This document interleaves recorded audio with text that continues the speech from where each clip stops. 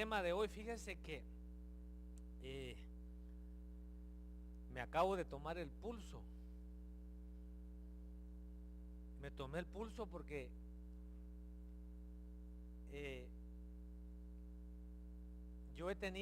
fíjese que yo he tenido momentos calidad.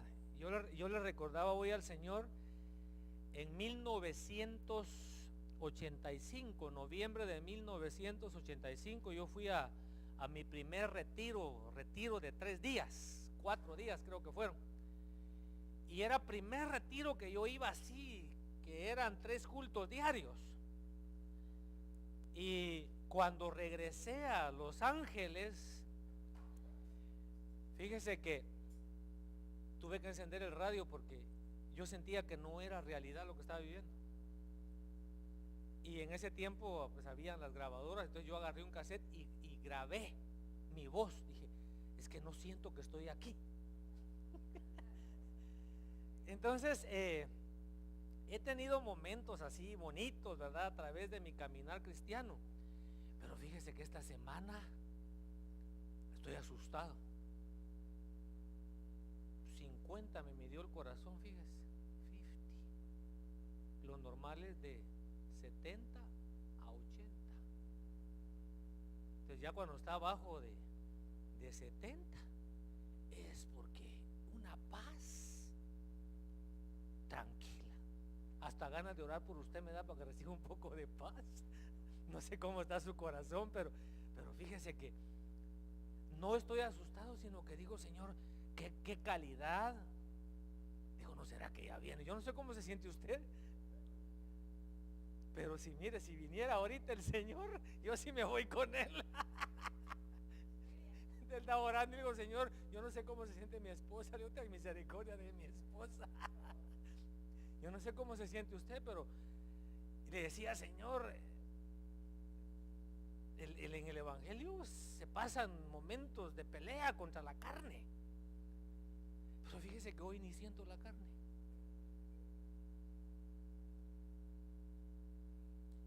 Entonces vale la pena perseverar, mis hermanos. Y si Cristo ya viene, pues qué bueno que venga. O si me voy, qué bueno que me voy.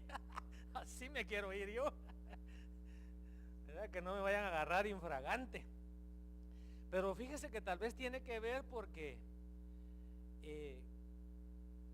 el año pasado comenzamos este tema y lo desarrollamos todo, pero yo le decía al Señor ayer o antier, le digo, Señor, es que a nosotros se nos olvidan las cosas.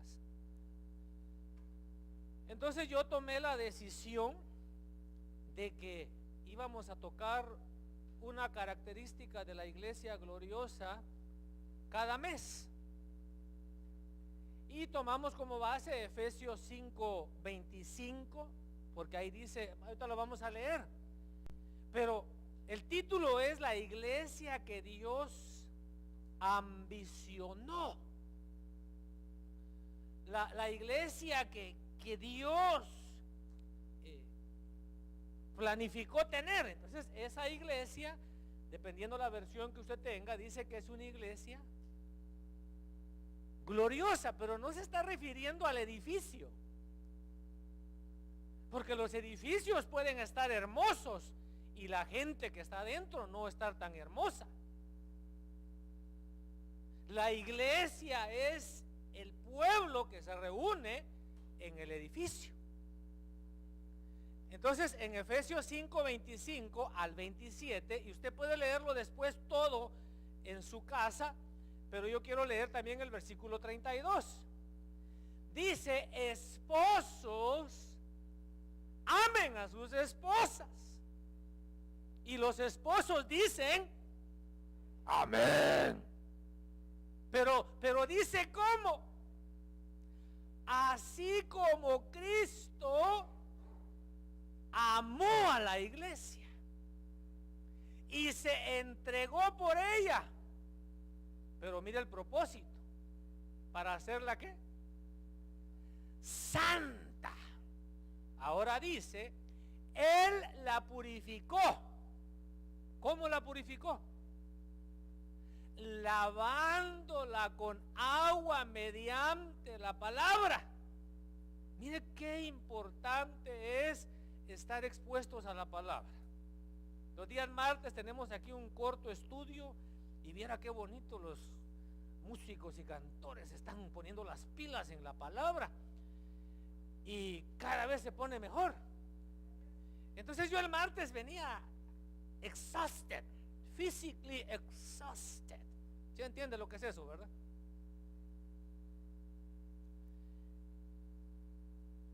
Es que se me fue la palabra en español. Agotado, agotadation. Pero fíjese que solo abro la Biblia o alguien la abre y como que me dieran una inyección de fuerza. Estoy esperando que usted diga: lo mismo me pasa a mí, usted. Igualito. Si por eso no la leo de noche, porque se me va el sueño.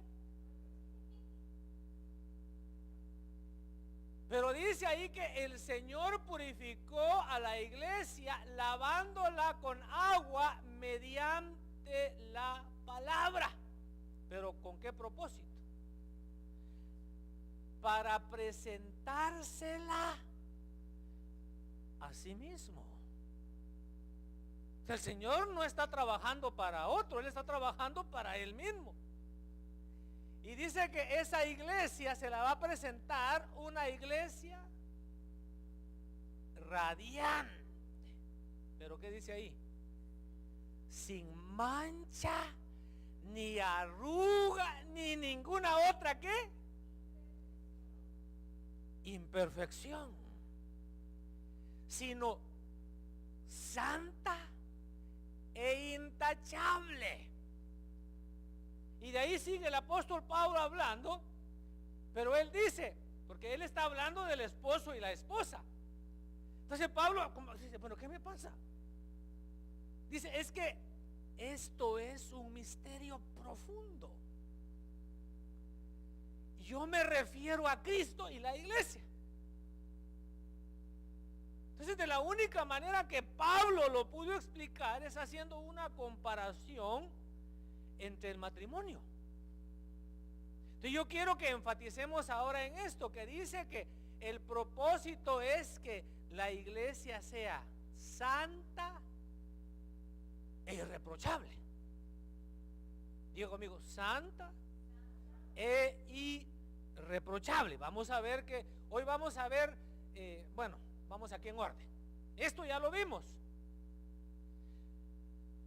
Y mire, usted perdone que le insista tanto, pero los discípulos le dijeron: Señor, enséñanos a orar, así como Juan enseñó a sus discípulos. O sea que el líder tiene la responsabilidad de enseñarle a orar a sus discípulos. Entonces, si usted es discípulo de esta iglesia, yo le tengo que enseñar a orar. Entonces, de la manera que yo oro y lo siento efectivo, es que yo agarro esto, mire, y le digo: Señor, tú vienes por una iglesia cristocéntrica. Y entonces Pedro dice que el Espíritu de Cristo que estaba en los profetas, o sea que ya venía el Espíritu de Cristo trabajando. Pero Pedro dice en Hechos: porque no hay otro nombre debajo del cielo dado a los hombres en el cual podamos ser salvos. El apóstol Pablo dice: porque hay un solo Dios y un solo mediador entre Dios y los hombres, Jesucristo hombre. Puestos los ojos, dice la Biblia en Hebreos, en Jesús, el autor y consumador de la fe. Entonces nosotros, si vamos a ser parte de esa iglesia radiante, de esa iglesia gloriosa, tenemos que ser un pueblo,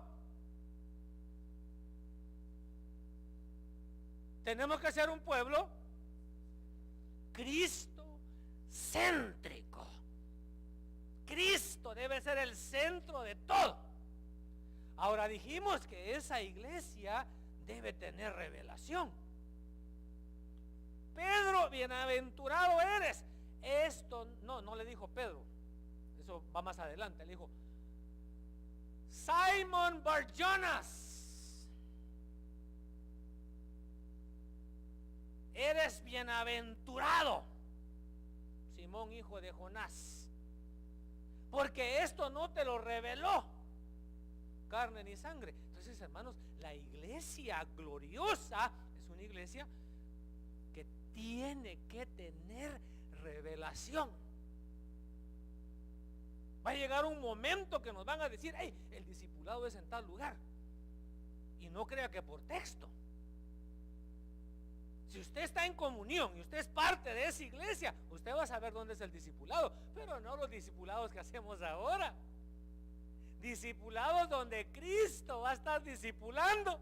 Aleluya. Ya, hermano, preparando las maletas para agarrar viaje. Usted no lo cree.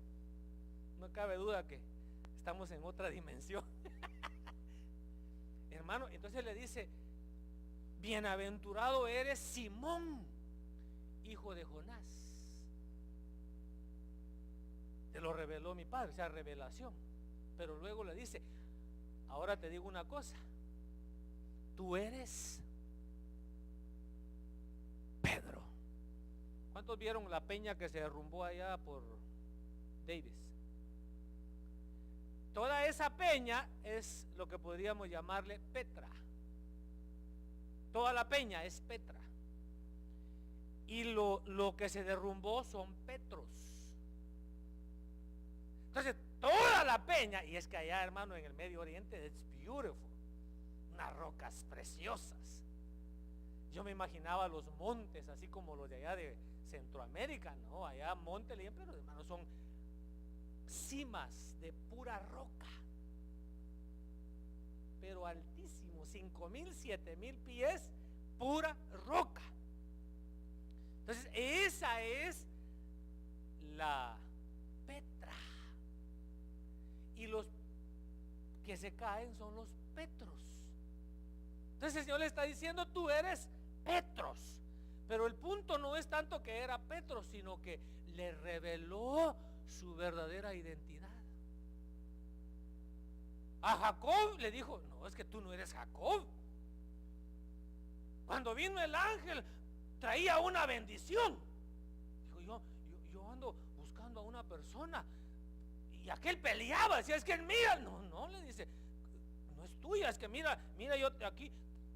¿Cuál es tu nombre? Me llamo Jacob. Es que no es para ti, le dice. La bendición que yo tengo es para Israel. Usted no se goza, ¿verdad? ¿Qué nombre tendrá usted? ¿Cuál será su verdadera identidad? La iglesia tiene que ser una iglesia competente. Eso lo vimos, hermano, cuando Pablo dice: ¿no hay gente competente entre ustedes para arreglar problemas? Ustedes tienen que ir a contratar un abogado, tienen que ir delante de los jueces, se ponen demandas. La iglesia tiene que infundir temor de Dios. Me impresiona ahí en Hechos 5:11, después de la muerte de Ananías, que dice: y vino gran temor de Dios sobre la iglesia y todos los que lo escucharon. La iglesia debe ser una iglesia fiel a la palabra. Nosotros debemos pensar según la palabra. El apóstol Pablo dice: nosotros tenemos la mente de Cristo, y la mente de Cristo es la palabra. El Señor Jesús le dijo a los judíos que habían creído en Él: si ustedes permanecen en mi palabra, entonces van a llegar a ser discípulos, y siendo discípulos van a conocer la verdad, y conociendo la verdad van a ser libres. Yo tengo que seguir, porque esto es, le digo, así es que se debe orar. Usted agarra ahí y le digo: Señor, revélame, no te suelto hasta que no me reveles quién soy. La iglesia, hermano, es una iglesia que no debe avergonzarse del evangelio. Es poder de Dios, y es una iglesia, mis hermanos, que da testimonio testimonio con pruebas indubitables, sin lugar a duda, del poder de Dios. Y es una iglesia que adora en espíritu y en verdad. Mire, si usted y está como yo y no le puso atención a esas ondas de las lunas rojas y no le atina a la escatología, pero usted tiene estas características, le aseguro que se va en el rapto. Porque muchos que conocen misterios no pueden adorar a Dios en espíritu y en verdad, se van a quedar. ¿A qué van a ir allá arriba? Si hermanos, allá a adorar al Padre vamos. Allá es el culto forever and ever. Y aquellos que lo sienten muy largo acá. Entonces, esos son las 9 que vimos hasta septiembre, pero hoy nos toca una iglesia santa e intachable. Y por si el Señor me lleva o algo pasa, ¿verdad? Mire, ahí estudian estas dos. En noviembre y en diciembre, ahí estudian en noviembre una iglesia con obras sobrenaturales. Bueno, tenemos que recuperar esas cosas. Una iglesia, ese tema, hermano, está bien beautiful. Una iglesia de oración. Vamos a ver ahí si todavía estoy aquí, ¿verdad? Si nos vamos todos en el rapto, pues amén. Pero vamos a ver la oración, y me gusta en inglés porque hay un prayer meeting, hay un prayer quake y de todo hay a veces el inglés se presta. Pero hoy nos toca esto, mire, una iglesia santa e irreprochable. Vamos a ver nada más la segunda porque es la más corta. Y le voy a pedir que por favor usted estudie Levítico capítulo 19. Porque el libro de Levítico en hebreo no se llama Levítico, se llama El Señor llamó. Cuando lo tradujeron al griego le cambiaron nombre y le pusieron Levítico. En Génesis se relata la caída del hombre, la entrada del pecado a este planeta. En Éxodo está la salvación que el Señor nos regaló. Pero luego Levítico es el llamado a la santidad. O sea, caímos, ¿verdad? Eso no cabe duda, que todos pecadores. Entonces el Señor nos llama, nos salva. Pero ahora que ya nos salvó, nos hace un llamado a la santidad. Pero no, nosotros no entendemos lo que es santidad. Nosotros pensamos, mire, por ejemplo, la iglesia católica. Cómo a veces cuesta hallar, por ejemplo, usted pone ahí apóstol Pedro y quiere una imagen del apóstol Pedro, y si lo que encuentra es una imagen con su aureola aquí, porque esa es la idea que tienen de santidad. Hay mujeres que piensan que la falda larga es la santidad, el pelo largo, el no pintarse. Hay hombres que piensan que el no usar tenis, el usar camisa manga larga, el quitarse el bigote es santidad. Estamos equivocados en muchos aspectos. Entonces yo le decía a mi esposa, el problema nuestro es los extremos. Y mire, voy a decir esto así tranquilo, tengo una conciencia limpia, tranquilo. Porque nosotros, cuando no vamos a una iglesia legalista, vamos a los extremos. Entonces yo estaba pensando, y no es un mal pensamiento, de que a las niñas hay que enseñarles a vestirse con pudor. Por ejemplo, los pantaloncitos bien pegados. Lo único que le están haciendo es poniéndole otra piel. Mi esposa siempre le puso a nuestra nena, cuando se ponía falda, le ponía un short abajo. Entonces, si le pone el pantaloncito pegado, póngale un vestido, póngale una falda, porque allá afuera hay muchos pedófilos. Yo nada más le doy un consejo: cuidemos pensemos que porque nos pusimos un pedacito de tela, ya estuvo. Entonces le digo, son los extremos, pues. O sea, a veces, hermano, no enseñan, pero ni el tobillo, nada. Ya ve aquellas de allá del Medio Oriente, solo así. Son extremos. Entonces no vaya a venir usted el domingo, ¿verdad?, con velo toda cubierta y solo los ojos, así a puro el zorro.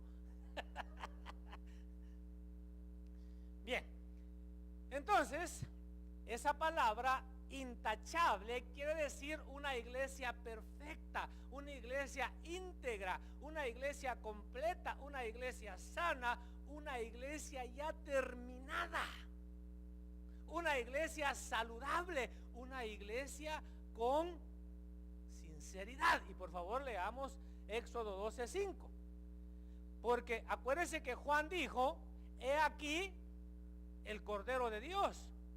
Pero lo que estaban ahí era simplemente cumpliendo lo que se había venido practicando a sombra en el Antiguo Testamento. Éxodo 12:5.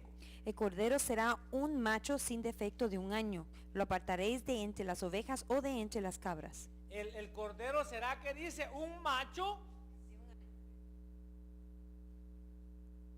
¿Cómo dice? Sin defecto. Sin defecto. Y si usted lee lo de las ofrendas, se va a ver que siempre tiene que ser sin defecto. No podía ser tuerto, no podía ser cojo, patojo, chenco, renco. Tenía que ser un animalito seleccionado. El diezmo era diferente, porque en el diezmo pasaban bajo la vara 1, 2 y 10. Ese es el diezmo. Pero la ofrenda había que irla a buscar, había que revisarle todo y tenía que ser perfecta. Hay un texto que no lo encontré, tal vez el hermano Carlos sabe dónde está, porque dice: ustedes me traen a mí el animal con defecto, y dice: ofrézcanselo a su gobernador a ver qué tal les va. Pero no encontré el texto. Entonces, hermano, la palabra intachable también vemos, ahí vamos a leer en Ezequiel. Dios dio instrucciones a Ezequiel. Acuérdense que ellos estaban cautivos en Babilonia. Ezequiel ejerció su ministerio en Babilonia y Dios les promete que iban a regresar. Acuérdense que regresó Esdras, acuérdense que regresó Nehemías. Primero regresó Zorobabel, después regresó Esdras y después regresó Nehemías. O sea, Dios había prometido que iban a regresar.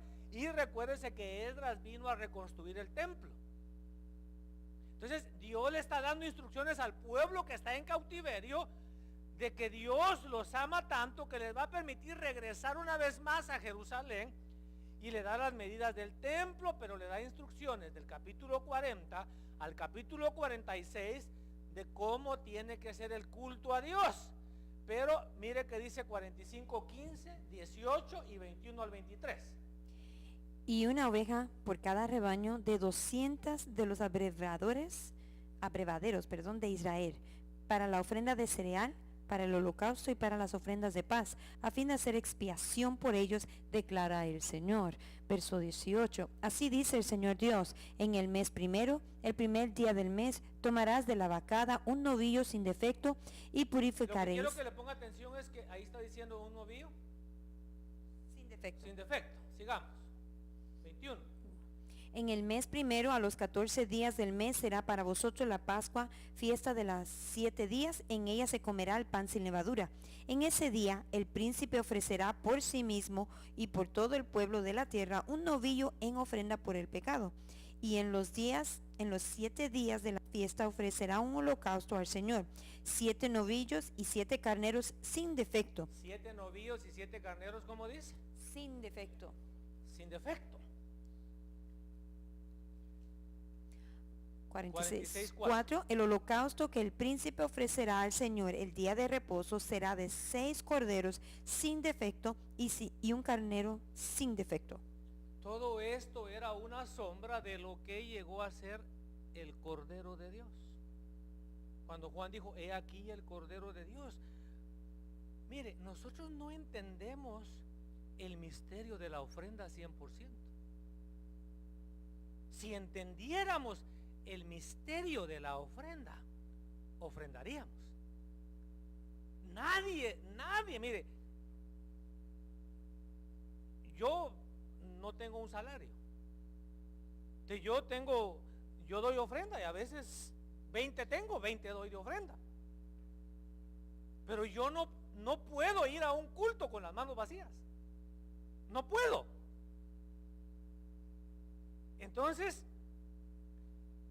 lo que yo le recomiendo, ¿verdad?, es de que usted diga, bueno, Señor, yo voy a proponerme dar esto. Si tú me bendices, pues doy más.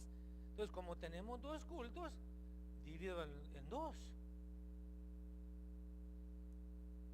Pero no se quede sin dar ofrenda. No entendemos el misterio que hay en la ofrenda. Entonces, en este caso, representaba. Nunca se me olvida una vez que estaba yo dando un discipulado. Hermano, qué lindos son los discipulados aquí en Paul Valley, porque antes teníamos discipulados en casa de inconversos, como no habían hermanos aquí, y los hermanos no sé por qué no abren la puerta de su casa. Desde aquel tiempo, pues ahora ustedes sí, ¿verdad?, peleándose está porque hagamos discipulado en su casa. Pero entonces fíjense que me viene a la mente los discipulados con gente inconversa. Entonces recuerdo que estaba en la sala un día de los señores Charqueño y les estaba hablando de las ofrendas. Y de repente, hermanos, como que se me cae el velo y le digo, es que, mira, digo, cada vez que recibían el cabrito, recibían el cordero, el sacerdote y el ofrendante tenían que ver a Cristo en esa víctima. Pero se volvió una costumbre. Y lo mismo puede que nos pase a nosotros, que la ofrenda se volvió una costumbre. Fíjese que los de la ofrenda yo los he delegado. Es un ejercicio, es una administración sacerdotal. Usted no puede faltar cuando tenga el privilegio de ministrar ofrenda. No puede irse shopping. ¿A qué entró Zacarías al templo?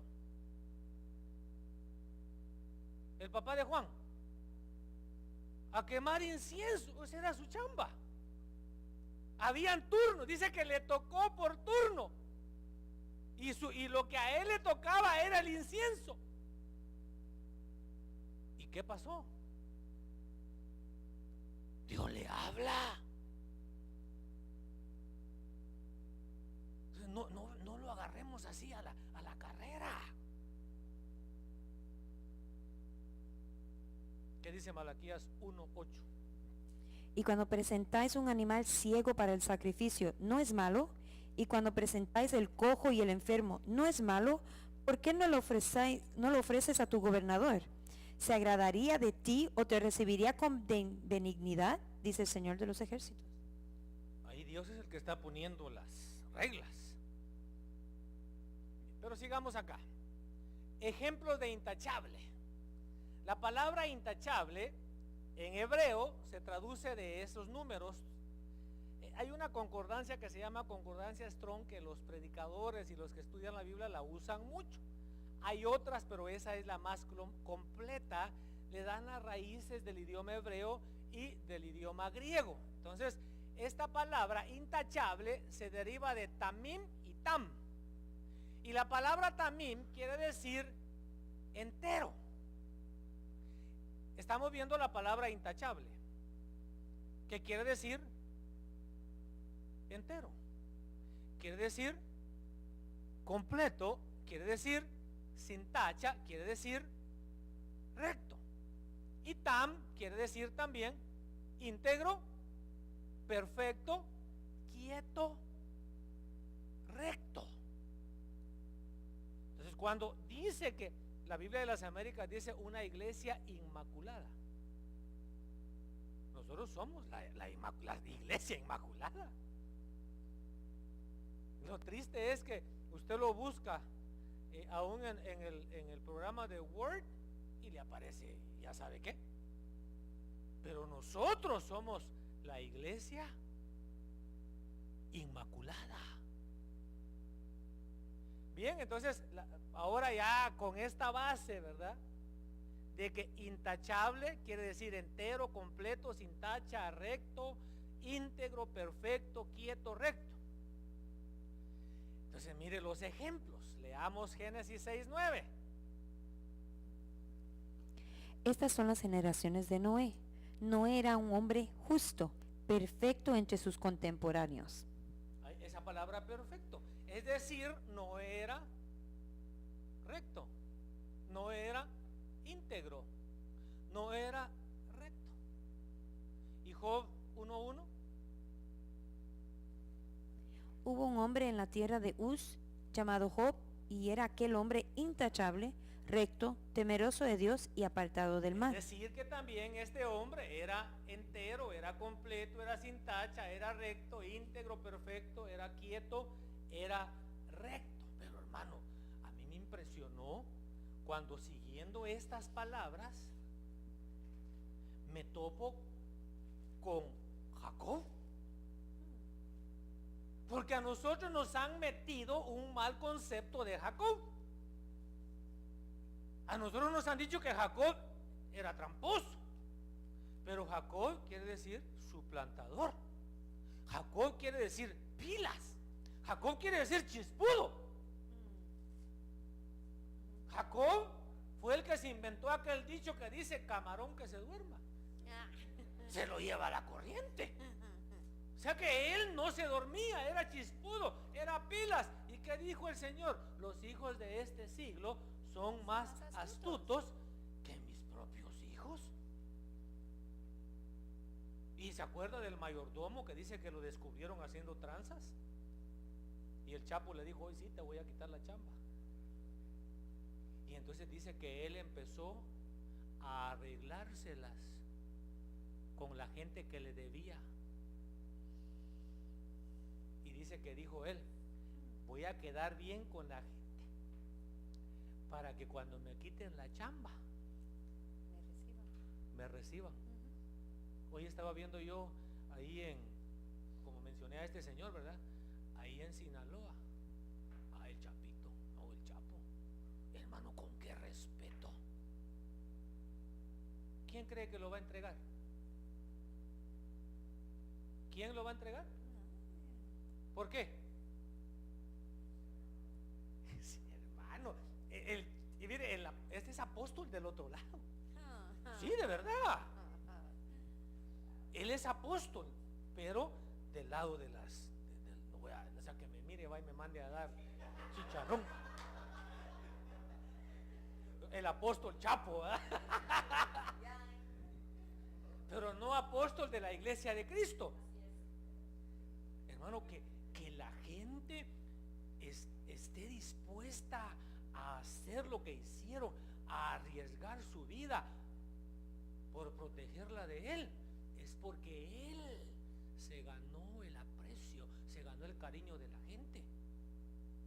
Eso es lo que está diciendo el Señor, que el Chapo es más inteligente que nosotros, porque se da a querer.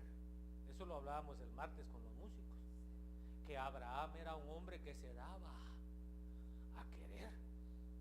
Mi mamá tenía unos sus dichos, pero eran buenos. Trompudito, pero agradable, porque hay gente que parece maniquí, una belleza, esculpidos parecen, ¿verdad? Pero caen mal, ¿verdad? Pero hay gente, hermano, que mire, un hule así bien grande,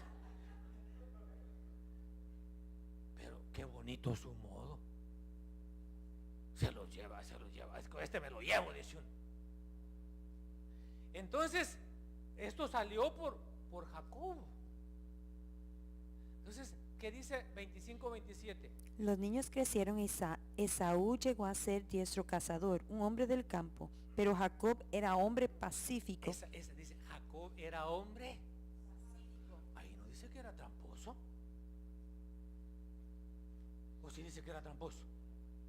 Dice que era pacífico. Entonces me puse a ver diferentes versiones y encontré esto, que él era un hombre tranquilo, que él era un hombre muy de tienda, pero no está, dirán las hermanas, yo soy de tienda, mañana me voy a la tienda. No, estamos hablando de que vivían en carpas, es decir, un hombre hogareño. ¿Cuántas mujeres no quisieran un hombre hogareño? Las solteras, por supuesto, ¿verdad? Un hombre que esté desesperado por llegar a su casa, porque hay unos que ahorita en la cantina están, no han llegado a su casa. Esos son Esaús, esos no son Jacob. Llano, un hombre llano, es decir, modesto, franco, abierto, un hombre pacífico, casero. Dice que una Biblia que era amante de la tierra, un hombre apegado a su carpa, es decir, apegado a su familia. Un hombre honrado beduino. Yo puse esa palabra beduino. Lástima que usted no se apuntó para ir a Israel, si no hubiéramos ido a verlos a los beduinos. Los beduinos son nómadas. Y para mantener la tradición, el Estado de Israel les permite, ellos no tienen casa, ellos no tienen propiedad. Entonces estoy por todo el Medio Oriente, cuando usted va por las carreteras, ve gente nómada, que viven en carpas todavía el día de hoy y se cansan de vivir ahí, agarran camino. Aquí queda bien y la vuelven a plantar ahí. Y como es parte de la cultura, ahí los dejan. Entonces él era un hombre beduino. Dice que era sosegado, era sincero, quieto y completo. Eso es lo que quiere decir intachable. Esa es la tarea que tenemos por delante. O sea, Dios quiere que seamos gente tranquila. Dios quiere que seamos hogareños. Dios quiere que seamos modestos, francos, sinceros, pacíficos.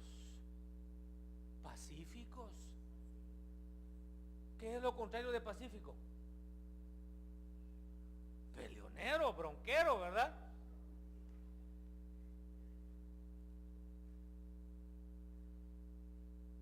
(17:1) de Génesis.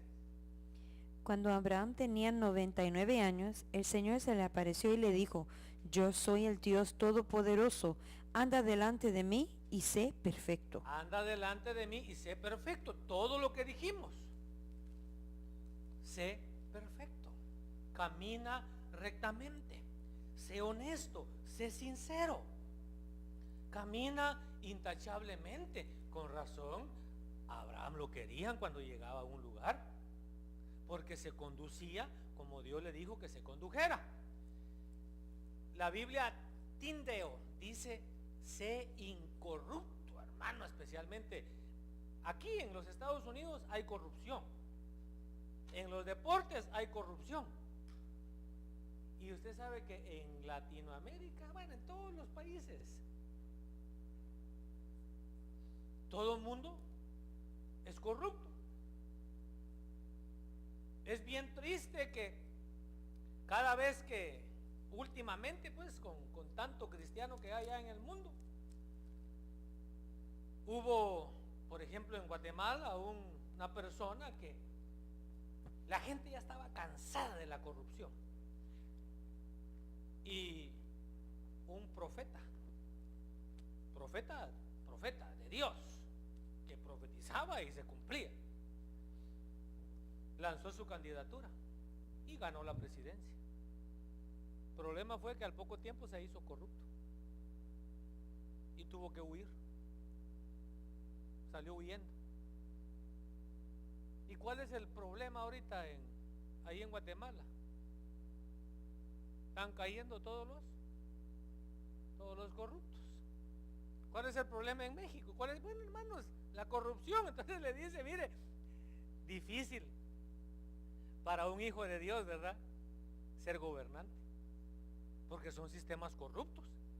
Pero Dios le dice, si Dios lo manda a que sea presidente, Dios lo va a guardar, pero no seas corrupto, le va a decir Dios. Intachable, honrado es una persona que respeta lo establecido, que respeta las leyes. Íntegro, rectitud, irreprochable y sin culpa. Primero de Reyes, y quiero leerlo todo porque ahí aparece lo que es la revelación también. Primero de Reyes 14, el versículo que me interesa es el 8, pero vamos a, como tenemos buenos lectores, vamos a leer del 1 al 8. Por aquel tiempo Abías, hijo de Jeroboam, se enfermó. Y Fíjese, Jeroboam, por favor, ponga atención. Jeroboam era el rey y su hijo se enfermó. El hijo del rey se enfermó de muerte. y Jeroboam dijo a su mujer, levántate ahora y disfrázate. ¿Qué le dijo Jeroboam a su mujer? Levántate y se íntegra, ¿verdad? Y la vieja le hace caso a usted. A mí me impresiona en la iglesia cómo muchas veces se equivoca la sujeción. Mira, a mí mi esposa cuando ha sido en asuntos de Dios, ella me ha puesto firme muchas veces. Cuando es en asuntos de Dios, cuidadito que usted se ponga a criticar a un ministro con mi esposa, ¡ja! Lo deja callado, porque a ella le enseñaron que de los ministros de Dios no se dice nada, absolutamente. Entonces ella, miren, en ese sentido me ayudó a tener equilibrio. Pero hay viejas como la vieja de Jeroboam que bien le hacen caso al viejo. Disfrázate, le dijo, para que no conozcan que eres la mujer de Jeroboam. Y ve a Silo, he aquí allí está el profeta Ahías. ¿a quién iba a ir a buscar? Al profeta Ahías, que dijo de mí que yo sería rey sobre ese pueblo.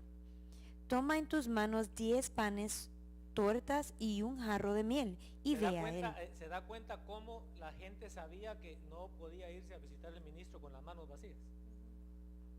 Por eso a mí no me visitan. Pero si se da cuenta, la preocupación era siempre que iban a ver el hombre de Dios. ¿Qué le llevamos? No podemos ir con las manos vacías, que llevar algo. Entonces dice, llévale algo al hombre de Dios. Él te dirá lo que le ha de suceder al niño. Así lo hizo la mujer de Jeroboam. Se levantó, fue a Silo y llegó. Mire, mis hermanos, quise leer ese pasaje porque la Biblia dice que Dios es el mismo. Eso tenemos que recuperarlo nosotros. Eso está perdido. Mire, este hombre pagano se había torcido, pero él sabía que había un hombre recto. ¿Aló? La gente tiene que saber que nosotros somos gente recta.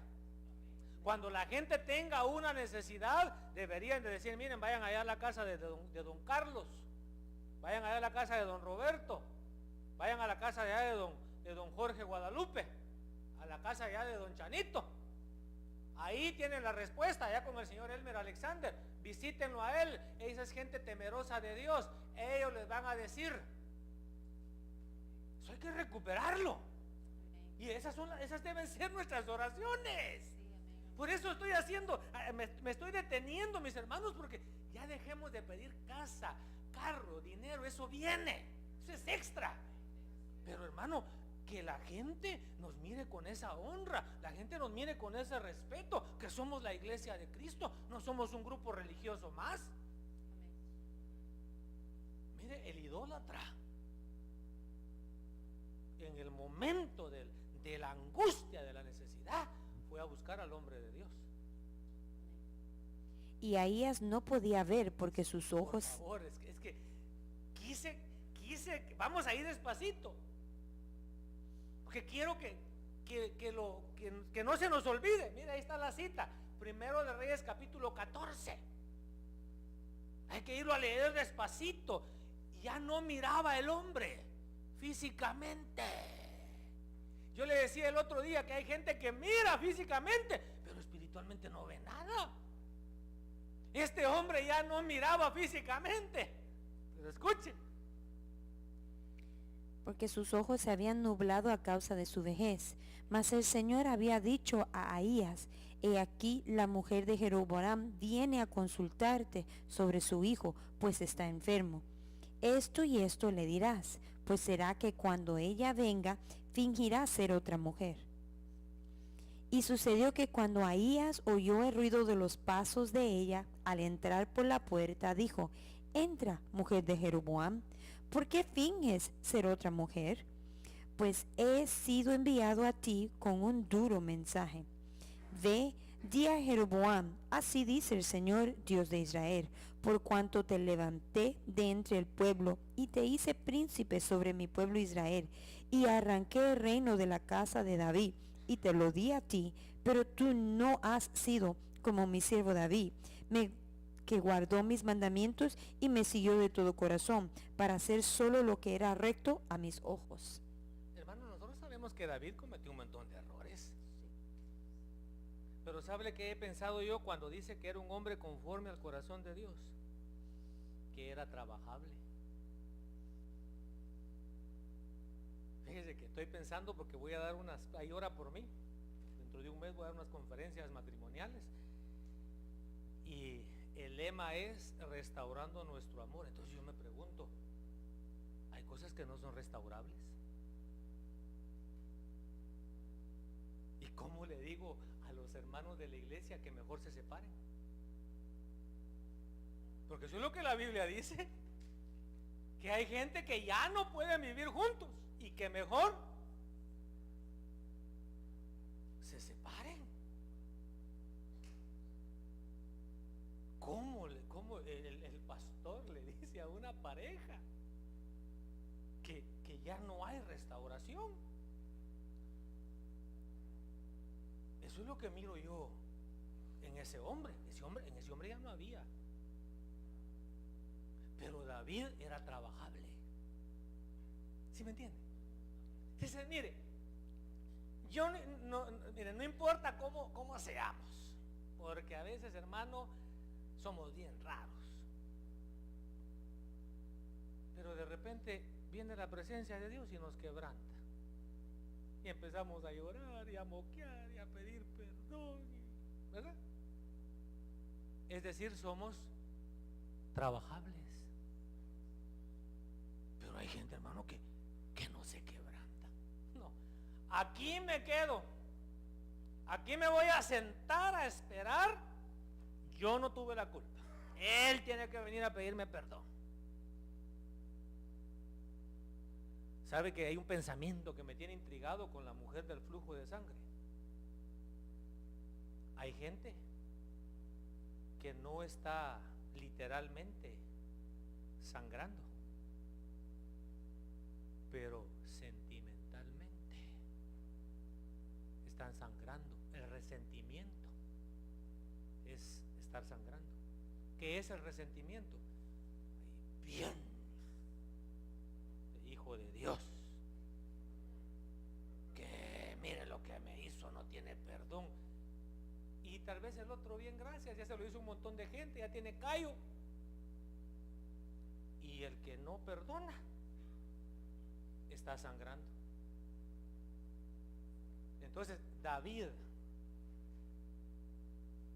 qué metidas de pata las de David. Pero ¿qué está diciendo Dios ahí? Que Jeroboam no es trabajable como David. O sea, David se quebrantaba, David yo lo reprendía y se arrepentía. Entonces, un ejemplo de intachable, un ejemplo de integridad, de perfección como lo presenta la Biblia, es David. Vale la pena imitar el comportamiento de David. Estaba pasando una prueba difícil David, y me imagino que todo eso tiene que ver cuando él dice que ya la piel se le había pegado a los huesos. Y él dice, bueno, Señor, si me voy a morir, está bien. Nada más te quiero decir algo. Si me muero, ¿quién te va a lavar? Hermano, algunos, si se mueren, no haría falta. ¿Verdad? Pero dijo Dios de David, tiene razón. Si en la iglesia se tiene que restaurar el tabernáculo caído de David, es decir, la alabanza. Escribe. El que tiene la llave de David dice esto. ¿Cuál es la llave de David? La alabanza, la adoración. Pero sigamos. Si ya vamos a terminar, miren, gloria a Dios, aleluya. Vamos a leer estas citas. Es conclusión y reflexión, pero hasta ahorita caí en cuenta que reflexión es con X. Ahí está mal escribido, está mal escrito. Como hacendosa, les dije a los hermanos, ahí lo usan en el diccionario, y no lo buscó el hermano que dio el discipulado, es con H, ¿verdad? Y con C. Y reflexión es con X. Es que, hermano, qué difícil es el español. Yo por eso prefiero inglés. Usted también, ¿verdad? Porque mire, canción es con C, ¿verdad? Y reflexión es con X. Y nación con C y noción con S. Nación con C y noción con S. Y visión con S. Pobres los gringos, ¿verdad? Que quieren aprender español. Entonces, empecemos. Hechos 8:21, no tienes parte ni suerte en este asunto, porque tu corazón no es recto delante de Dios. Fíjese, aquí está Simón y dice que les ofrece dinero. Hermano, nosotros el domingo, si Dios lo permite, por eso por favor lea Levítico 19, porque en el caso de Israel Dios les está diciendo, ustedes van a ser santos porque yo soy santo. Pero luego les empieza a dar la lista de cosas que hacen en Canaán y que ellos no tienen que hacer. Y les dice, pero tampoco van a hacer como hacían en Egipto. Es decir, ser santo es ser diferente. En el caso de Israel, ellos no tenían que aprender lo que practicaban en Canaán. En el caso nuestro, tenemos que dejar de practicar lo que practicábamos en Canaán. Porque una de las cosas que el Señor les dice que no hagan es que consulten a los brujos. ¿Cuántos de sus padres fueron a consultar brujos? O sus abuelos. Entonces, usted tiene que cortar con ese ancestro, pedirle al Señor perdón por el pecado de sus padres, como lo hizo Daniel, como lo hizo Nehemías. Quizá por eso no prospera, porque su abuelo, su abuela, yo conozco una familia que la madre de no sé cuántos hijos son, hizo un pacto de pobreza. Imagínese. Y mire, todos sus hijos borrachos. Sus hijas se quedaron con así, pues las abandonaron. Y lo bueno fue que esta persona, antes de morir, no se moría. Y antes de morir, una hermana llegó a ministrarle y le decía, es que yo no tengo perdón de Dios. Decía, pero abuela, si usted tiene perdón de Dios, no es que mira todo lo que yo hice, pero ¿qué hizo? Es que lo que yo hice no, y ahí la señora, como decimos, desembuchó, sacó. Qué bueno que sacó, porque ahora los hijos pueden romper con eso. En cierta ocasión llevamos a un joven a la iglesia. Por eso nos urge, mis amados hermanos, que se mueva el poder de Dios en nuestros cultos. Llegó el invitado que llevamos nosotros, se metió a la iglesia y era un culto de jóvenes. Si hubiera sido un culto general, pega gritos. Y la iglesia y se volvió otra persona, pero no en el aspecto positivo, sino negativo. Y le empezó a quitar el velo a las hermanas. Y de repente empezó a hablar incoherencias. Y de repente rompió un vidrio con el puño y empezó a sangrar. Y se sentó y agarró la sangre y empezó a echarse sangre. Y llegó el hermano que trabajaba en administración, que era pilas. Dijo: este joven tiene un hechizo.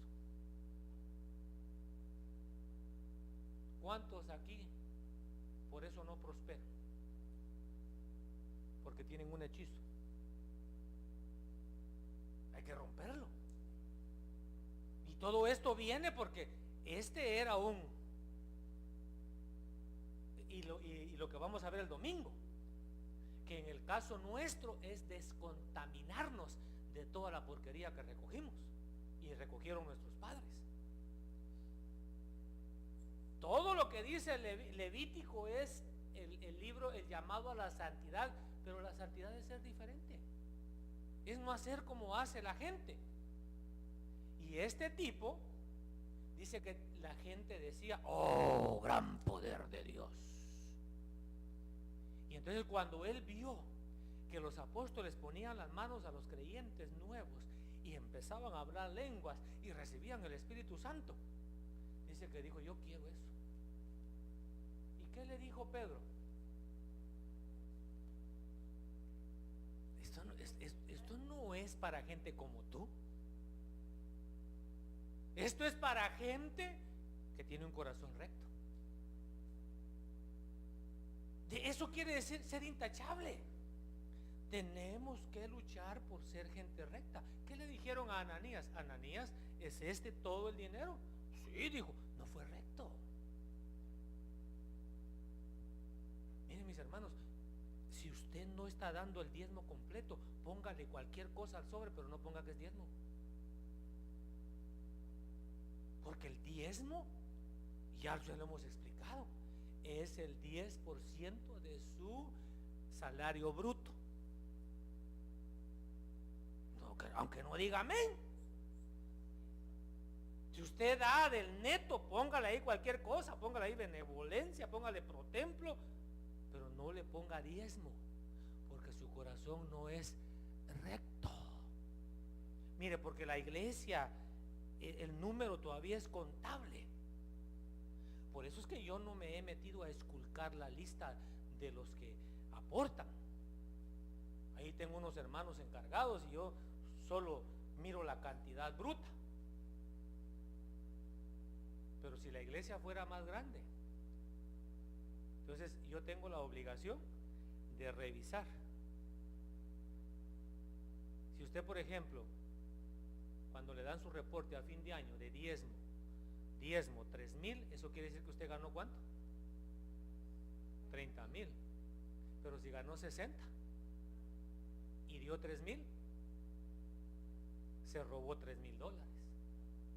Es decir, su corazón no es recto. Y el Señor viene por una iglesia santa e intachable, recta. Entonces yo a veces me preocupo. Mire, cuando yo oro, yo muchas veces tengo que ser honesto con el Señor, como usted no me está oyendo cuando oro, pero digo: Señor, mira, aquí te presento a fulano de tal, tú lo conoces, tú conoces su entrada, su salida, su corazón. Yo no sé si diezma, Señor, o no diezma. Yo no sé si ofrenda o no ofrenda. Entonces nuestro corazón tiene que ser recto. Eclesiastés 7:26. Y hallé más amarga que la muerte a la mujer cuyo corazón es lazos y redes, cuyas manos son cadenas. El que agrada a Dios escapará de ella, pero el pecador será por ella apresado. Mire, ahí está hablando de los hijos de Dios. Mire, en mi tiempo, todavía me recuerdo, yo iba para el instituto de educación media, y había una muchacha que íbamos en el mismo autobús y me gustaba la muchacha. Entonces nos bajamos, íbamos en el mismo, me senté a la par de ella caminamos hasta la escuela y no le pude decir nada. Mudo. Hermano, se las tenía uno que ingeniar. Pero hoy, hermano, las nenas de la junior high andan ahí apiñadas sobre los muchachos. ¿Pero qué está diciendo ahí? Que si tienes un corazón recto, el Señor te va a librar de ese tipo de mujer. Entonces vale la pena ser recto, y también de ese tipo de hombre, ¿verdad? Me viene a la mente un hombre que llegó a la iglesia allá en Los Ángeles. Él llegó a la iglesia porque dicen que las evangélicas son buenas esposas, pero él no era cristiano. Llegó y vio una joven, la enamoró y bueno, se casaron. Resulta que la mujer había llegado con la misma idea. Dicen que los evangélicos son buenos maridos, y como Dios guarda a su pueblo cuando es íntegro, los juntó a los dos sinvergüenzas. Salmo 51:10, eso usted ya lo sabe. David dice: Señor, dame un corazón recto. ¿Se atreve usted a decirle: Señor, dame un corazón recto?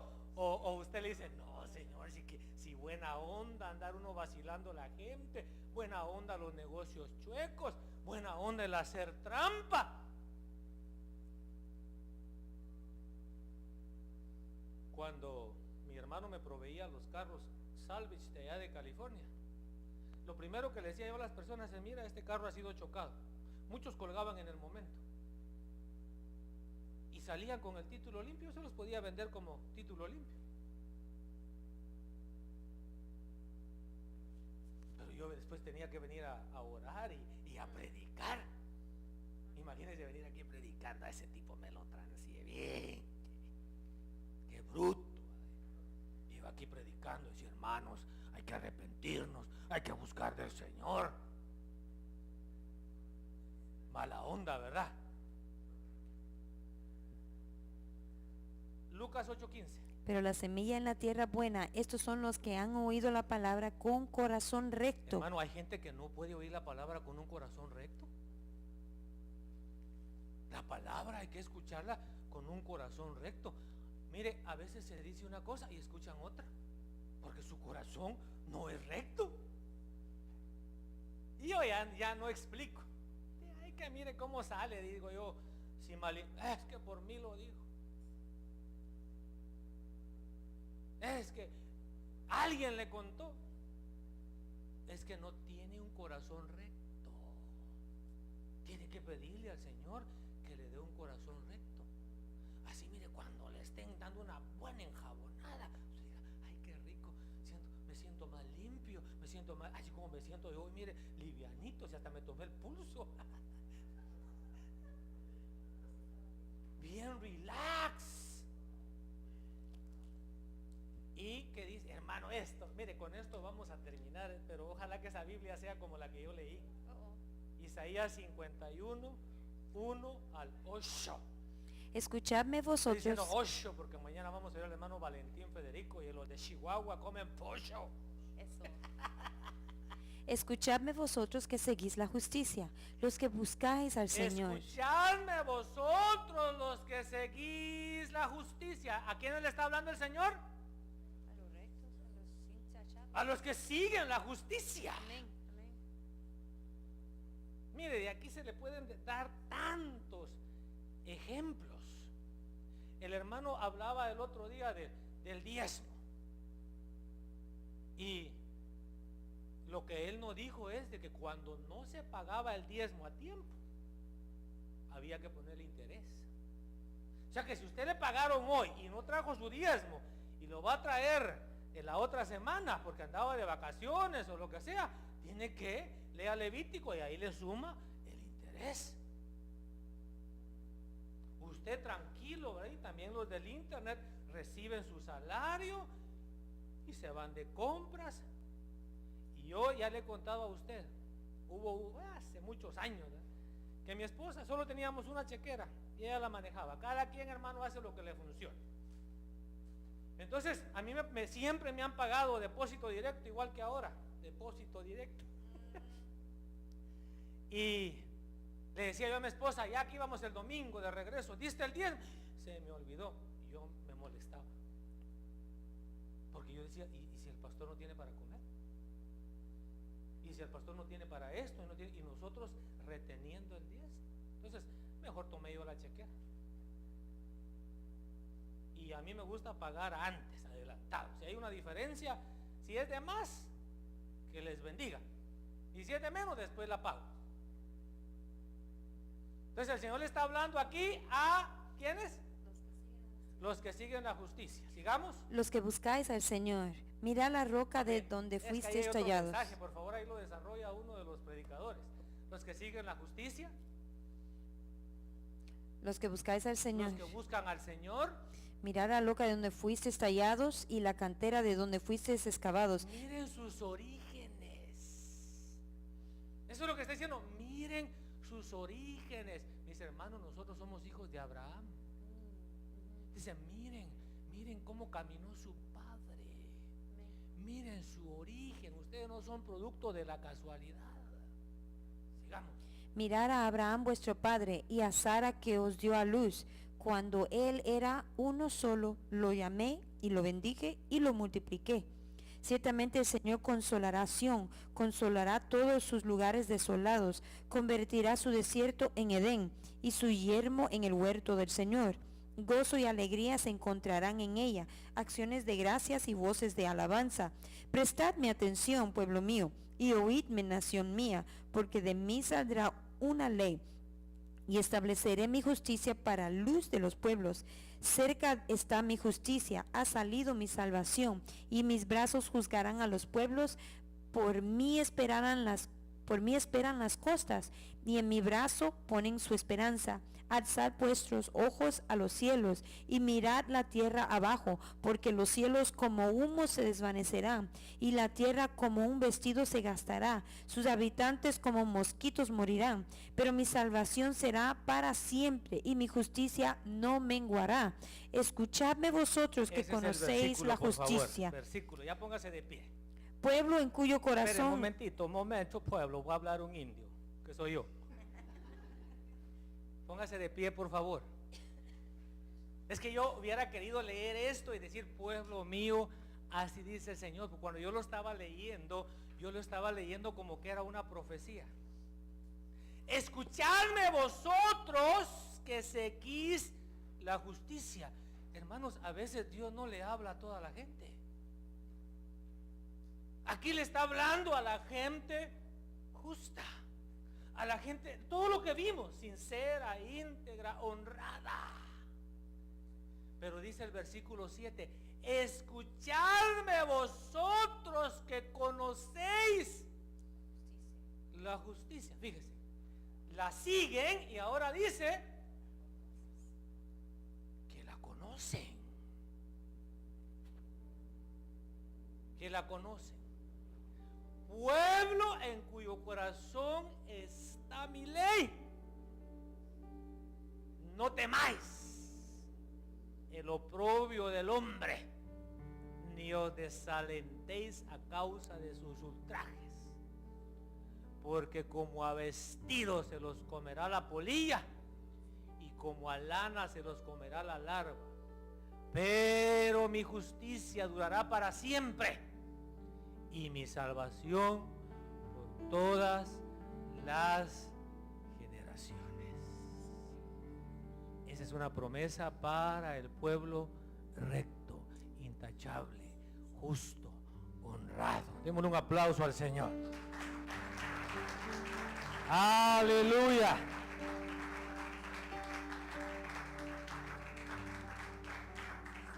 ¿Algo alegre?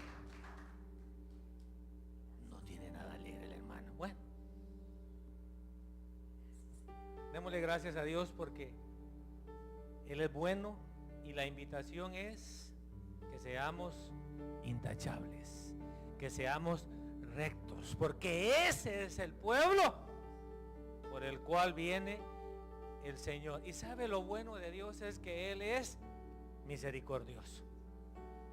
Si usted de plano había sido tramposo, tramposa, chismoso, chismosa, injusto, el Señor le dice: hoy puedes comenzar otra vez.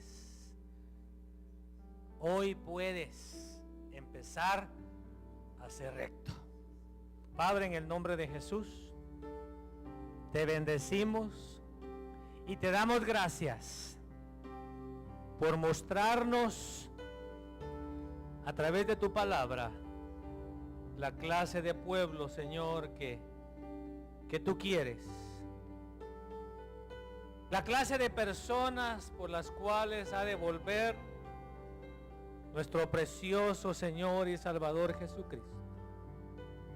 Señor, gracias por este pueblo que ha sido expuesto a tu palabra. Yo ruego, Señor, por ellos, que tu palabra haya cabida en su corazón, que ellos reciban esta palabra con un corazón recto, y que esta palabra pueda, Señor, dar fruto al 100%, y que el anhelo de nuestro corazón sea que estas cosas sean restauradas en nuestras vidas, de manera, Padre, que nosotros seamos esa iglesia radiante, esa iglesia gloriosa. En lo que resta, Padre, de este fin de semana, por favor, cúbrenos con tu poder, cúbrenos con la sangre de Cristo. Glorifícate, Señor, en las actividades de este fin de semana y de la semana entrante, y ayúdanos a ser un pueblo intachable para la gloria de tu nombre. En el nombre de Jesús.